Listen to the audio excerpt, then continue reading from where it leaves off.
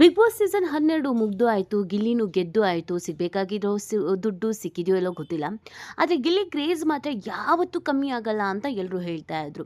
ಈ ಹಿಂದಿನ ಸೀಸನ್ 1ರಿಂದ 12ರವರೆಗೂ ನಾವು ನೋಡಿದ್ರೆ ಈ ವರ್ಷದ ಸೀಸನ್ನಲ್ಲಿ ಇದ್ದಂಥ ಕ್ರೇಜ್ ಇದೆಯಲ್ಲ, ಅದು ಗಿಲ್ಲಿಗಿದ್ದಂಥ ಕ್ರೇಜ್ ಇದೆಯಲ್ಲ, ಇದಿನ್ನು ಯಾರಿಗೂ ಕೂಡ ಇರಲಿಲ್ಲ. ಅಷ್ಟು ಅಭಿಮಾನಿಗಳು ಮಂಡ್ಯದಲ್ಲೂ ಹವಾ ಮಡ್ಗವ್ನೆ, ಎಲ್ಲ ಕಡೆ ಹವಾ ಮಡ್ಗವ್ನೆ. ಹವಾ ಅಂದರೆ ಗಿಲ್ಲಿ, ಗಿಲ್ಲಿ ಅಂದರೆ ಹವಾ ಅಂತ ಸುದ್ದಿ ಆಗೈತು. ಸೊ ಅಭಿಮಾನಿಗಳ ಕ್ರೇಜಿಂದನೇ, ಅಭಿಮಾನಿಗಳ ಓಟಿಂದನೇ ಗಿಲ್ಲಿ ಗೆದ್ದಿದ್ದು ಅಂತ ತುಂಬ ಜನ ಹೇಳ್ತಾ ಇದ್ರು. ಗಿಲ್ಲಿ ಮಾತ್ರ ಬಿಗ್ ಬಾಸ್ ಮನೆಯಲ್ಲಿ ಇದ್ದಾಗ ನಾನು ನನ್ನ ಅಭಿಮಾನಿಗಳನ್ನು ಮರೆಯೋದೇ ಇಲ್ಲ, ಅವರಿಂದನೇ ನಾನು ಇವತ್ತು ಗೆದ್ದಿರೋದು, ಇವತ್ತು ಇಲ್ಲಿವರೆಗೂ ಬಂದಿದ್ದೀನಿ ಅಂತಂದರೆ ಅದಕ್ಕೆ ಕಾರಣನೇ ಜನರ ಪ್ರೋತ್ಸಾಹ ಅಂತ. ಅತಿ ಹೆಚ್ಚು ಓಟ್ ಬಿದ್ದಿದ್ದಂಥ ವ್ಯಕ್ತಿ ಇಡೀ ಸೀಸನಲ್ಲಿ, ಸೀಸನ್ 1ರಿಂದ 12ರವರೆಗೂ ಗಿಲ್ಲಿ ಅನ್ನುವಂಥದ್ದು ಕೂಡ ಆಯಿತು. ಅಷ್ಟರ ಮಟ್ಟಿಗೆ ಚಿಕ್ಕ ಮಕ್ಕಳಿಂದ ಹಿಡಿದು ದೊಡ್ಡವರಿಂದ ಹಿಡಿದು ವಯಸ್ಸಾದವರಿಂದ ಹಿಡಿದು ಪ್ರತಿಯೊಬ್ಬರು ಗಿಲ್ಲಿ ಗಿಲ್ಲಿ ಗಿಲ್ಲಿ ಗಿಲ್ಲಿ, ಎಲ್ಲಿ ಎಲ್ಲಿ ಎಲ್ಲಿ ಎಲ್ಲಿ ಎಲ್ಲಿ ನೋಡಿದ್ರು ಗಿಲ್ಲಿ ಗಿಲ್ಲಿ ಗಿಲ್ಲಿ. ಸೊ ಇದೀಗ ಗಿಲ್ಲಿ ವಿರುದ್ಧನೇ ಅಭಿಮಾನಿ ತಿರುಗಿ ಬಿದ್ದುಬಿಟ್ಟಿದ್ದಾರೆ. ಅಷ್ಟಕ್ಕೂ ಆಗಿದ್ದೇನು, ಗಿಲ್ಲಿಗೆ ನಿಜವಾಗ್ಲೂ ದುರಹಂಕಾರ ಬಂದ್ಬಿಡ್ತಾ? ಗೆದ್ದ ಕೆಲವು ದಿನಗಳಲ್ಲಿ ಗಿಲ್ಲಿ ಏನು ಮಾಡಿಬಿಟ್ರು? ಯಾಕೆ ಬೇಸರವನ್ನು ವ್ಯಕ್ತಪಡಿಸಿರೋದು? ಗಿಲ್ಲಿಯನ್ನು ನೆನಪಿಸ್ಕೊಂಡು ಅಸಮಾಧಾನ, ಅಸಹ್ಯವನ್ನು ವ್ಯಕ್ತಪಡಿಸ್ತಾ ಇರೋದು ಯಾಕೆ? ಗಿಲ್ಲಿ ಮಾಡಿದ್ದಾದ್ರೂ ಏನು? ಗಿಲ್ಲಿನೂ ಎಲ್ಲರ ಥರನೇ ಆಗ್ಬಿಟ್ರಾ? ಸೆಲೆಬ್ರಿಟಿ ಆದಮೇಲೆ ಹತ್ತಿದೇಣಿನ ಒದ್ಬಿಟ್ರಾ? ಗಿಲ್ಲಿ ಈ ಥರನ ಗೆಲ್ಲೋದಕ್ಕೋಸ್ಕರ ಮುಖವಾಡ ಹಾಕ್ಕೊಂಡಿದ್ರಾ? ಇದೆಲ್ಲವನ್ನ ಈ ವಿಡಿಯೋದಲ್ಲಿ ಹೇಳ್ತಾ ಹೋಗ್ತೀವಿ. ಆದರೆ ಇಲ್ಲಿವರೆಗೂ ನಿಮ್ಮ ಮೆಗಾ ಸುದ್ದಿಯನ್ನು ಸಬ್ಸ್ಕ್ರೈಬ್ ಮಾಡಿಲ್ಲ ಅಂದರೆ ಈಗಲೇ ಸಬ್ಸ್ಕ್ರೈಬ್ ಮಾಡಿ. ಹೆಚ್ಚಿನ ಮಾಹಿತಿಗಾಗಿ ಬೆಲ್ ಐಕಾನ್ ಪ್ರೆಸ್ ಮಾಡೋದನ್ನು ಮರಿಬೇಡಿ.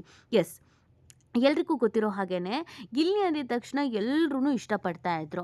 ಬಡವರ ಮನೆ ಮಕ್ಕಳು ಬೆಳಿಬೇಕಯ್ಯ ಅಂತ ಹೇಳಿದವರು ಕೂಡ ಗಿಲ್ಲಿಯನ್ನು ಇಷ್ಟಪಟ್ಟಿದ್ರು. ಬಿಗ್ ಬಾಸ್ನಲ್ಲಿ ಇದ್ದಾಗ ಗಿಲ್ಲಿ ಕಣ್ಣೀರು ಹಾಕಿದ್ರು ಅವರ ಫ್ಯಾನ್ಸ್ ಕ್ರೇಜನ್ನು ನೋಡಿ. ಹೊರಗಡೆ ಇದ್ದ ಪ್ರತಿಯೊಬ್ಬರೂ ಕೂಡ ಶಾಕ್ ಆಗಿದ್ರು, ಇಷ್ಟಕ್ಕೊಂದು ಕ್ರೇಜ್ ಇದೆಯಾ ಅಂತ. ಸೊ ಗಿಲ್ಲಿ ಗೆಲ್ಲೋದಕ್ಕೆ ಅಭಿಮಾನಿಗಳೇ ಕಾರಣ ಅನ್ನೋದು ಎಲ್ರಿಗೂ ಗೊತ್ತಿರುವಂಥ ವಿಚಾರ.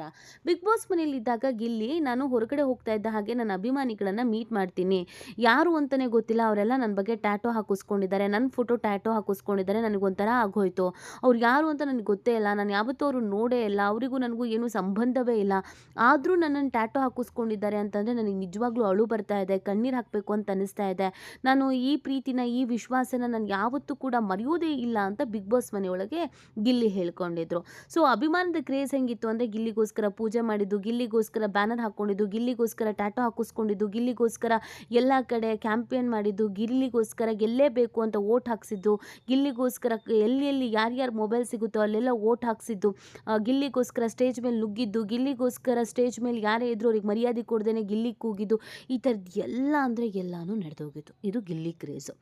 ಆದರೆ ಗಿಲ್ಲಿ ಮಾಡಿದ್ದೇನು, ಯಾಕೀಗ ಅಸಮಾಧಾನ ಅಂತಂದರೆ, ಗಿಲ್ಲಿ ಬಿಗ್ ಬಾಸ್ ಮನೆಯಿಂದ ಬರ್ತಾ ಇದ್ದ ಹಾಗೇ ಎಲ್ಲ ಸೆಲೆಬ್ರಿಟಿಗಳನ್ನು ಮೀಟ್ ಮಾಡಿಬಿಟ್ರು. ಯಾರ್ಯಾರು ಸಾಧ್ಯವೋ ಅವ್ರು ಎಲ್ಲರೂ ಮೀಟ್ ಮಾಡಿದ್ರು.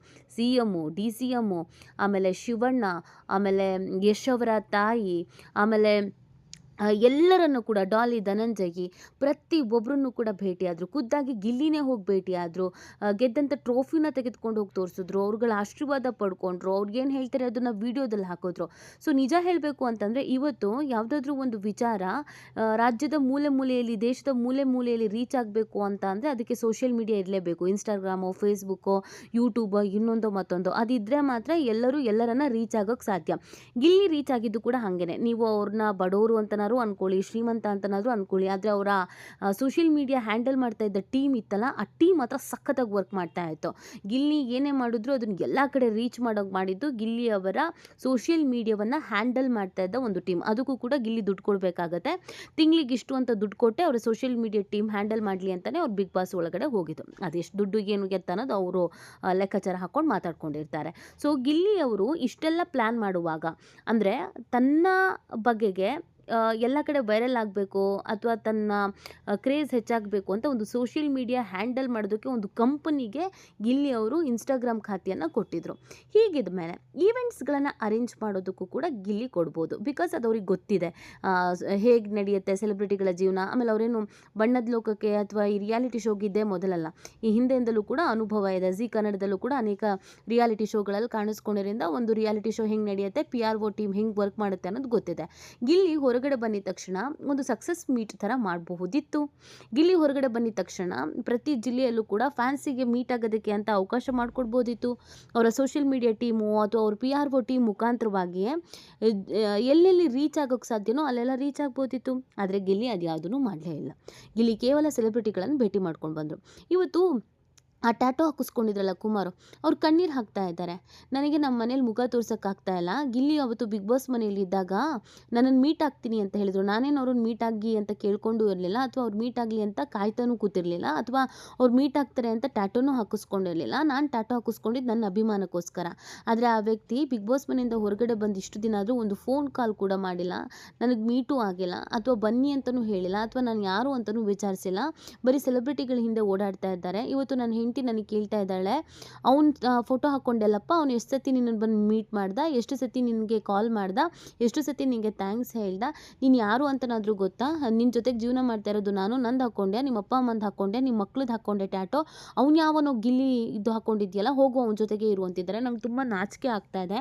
ನಾನು ಏನಂತ ಆನ್ಸರ್ ಮಾಡಲಿ? ಗಿಲ್ಲಿ ನನಗೆ ಮೀಟ್ ಮಾಡಬೇಕು ಅಂತ ಅಲ್ಲ, ಅಟ್ಲೀಸ್ಟ್ ನನಗೊಂದು ಹೇಗಿದ್ದೀನಿ ನಾನು ಅಂತ ನಾನು ನೋಡೋ ಕೆಲಸ ಮಾಡ್ಬೋದಿತ್ತು. ಗಿಲ್ಲಿ ಮಾಡಲೇ ಇಲ್ಲ. ಯಾರು ಈ ಅಂಧಾಭಿಮಾನವನ್ನು ತೋರಿಸ್ಬೇಡಿ, ಇವರಿಗೆಲ್ಲ ಏನು ನಮ್ಮ ಬಗ್ಗೆ ಗೌರವವೇ ಇಲ್ಲ ಅನ್ನೋದನ್ನು ಟ್ಯಾಟೂ ಹಾಕಿಸ್ಕೊಂಡಿರೋ ಕುಮಾರ್ ಅವರು ಹೇಳಿದ್ದಾರೆ. ಇವರಿಗೆಲ್ಲ ನಮ್ಮ ಬಗ್ಗೆ ಏನು ಗೊತ್ತೇ ಇರಲ್ಲ. ರಾಜಣ್ಣ, ವಿಷ್ಣುವರ್ಧನ್, ಆವಾಗಿನ ಫ್ಯಾನ್ ಕ್ರೇಜೇ ಬೇರೆ, ಇವಾಗಿನ ಫ್ಯಾನ್ ಕ್ರೇಜೇ ಬೇರೆ. ಇವ್ರು ಬೆಳೆಯೋ ತನಕ ಅಷ್ಟೇ ನಮ್ಮನ್ನು ಉಪಯೋಗಿಸ್ಕೊಳ್ತಾರೆ. ಇವತ್ತಿನವ್ರಿಗೂ ಅಭಿಮಾನಿಗಳನ್ನ ಅಂತ ಯಾರಂತಾನೆ ಮೀಟ್ ಆಗಿದ್ದಾರೆ. ಎಲ್ಲ ಜಿಲ್ಲೆಗಳಿಗೂ ಹೋಗ್ಬೋದಲ್ವಾ, ವ್ಯವಸ್ಥೆ ಮಾಡ್ಕೋಬೋದಲ್ಲ. ಇವರಿಗೆ PRO ಟೀಮ್ ಅನ್ನೋದೊಂದಿದೆ. ಆಮೇಲೆ ಇವರಿಗೆ ಚೆನ್ನಾಗಿ ಗೊತ್ತಿದೆ ಹೇಗೆ ನಾವು ಪ್ಲ್ಯಾನ್ಗಳನ್ನು ಮಾಡ್ಬೋದು, ಪ್ರೋಗ್ರಾಮ್ಗಳನ್ನು ಮಾಡ್ಬೋದು ಅಂತ. ಆದರೆ ಈ ವ್ಯಕ್ತಿ ಅದು ಯಾವುದೂ ಮಾಡ್ತಾ ಇಲ್ಲ, ಕೇವಲ ಸೆಲೆಬ್ರಿಟಿಗಳ ಹಿಂದೆ ಓಡಾಡ್ತಾ ಇದ್ದಾನೆ. ಸೊ ಇಂಥವನಿಗೋಸ್ಕರ ನಾನು ಟ್ಯಾಟೂ ಹಾಕಿಸ್ಕೊಂಡಲ್ಲ ಅನ್ನೋ ಬೇಸರ ನನಗಿದೆ. ಅವ್ನು ಗೆದ್ದಿರೋದೇ ಅಭಿಮಾನಿಗಳಿಂದ. ಅಭಿಮಾನಿಗಳನ್ನೇ ಮರಿತಾನೆ ಅಂತಂದರೆ ಅವ್ನು ಇನ್ಮೇಲೆ ಉದ್ಧಾರ ಹೆಂಗಾಗ್ತಾನೆ ಅಂತ ಕೇಳಿ ಕಣ್ಣೀರು ಹಾಕೋ ಕೆಲಸವನ್ನು ಮಾಡಿದ್ದಾರೆ. ಸೊ ಗಿಲ್ಲಿ ಏನು ಹೇಳ್ತಾರೋ, ಅಥವಾ ಗಿಲ್ಲಿ ಲೆಕ್ಕಾಚಾರಕ್ಕೇನೋ, ಅಥವಾ ಗಿಲ್ಲಿಗೆ ಟೈಮ್ ಆಗ್ತಾ ಇಲ್ವೋ ಅದು ಗೊತ್ತಿಲ್ಲ. ಆದರೆ ಟ್ಯಾಟೂ ಹಾಕಿಸ್ಕೊಂಡಿರೋ ಕುಮಾರ್ ಅಂತೂ ಬಾಯಿಗೆ ಬಂದಂಗೆ ಬೈತಾ ಇದ್ದಾರೆ.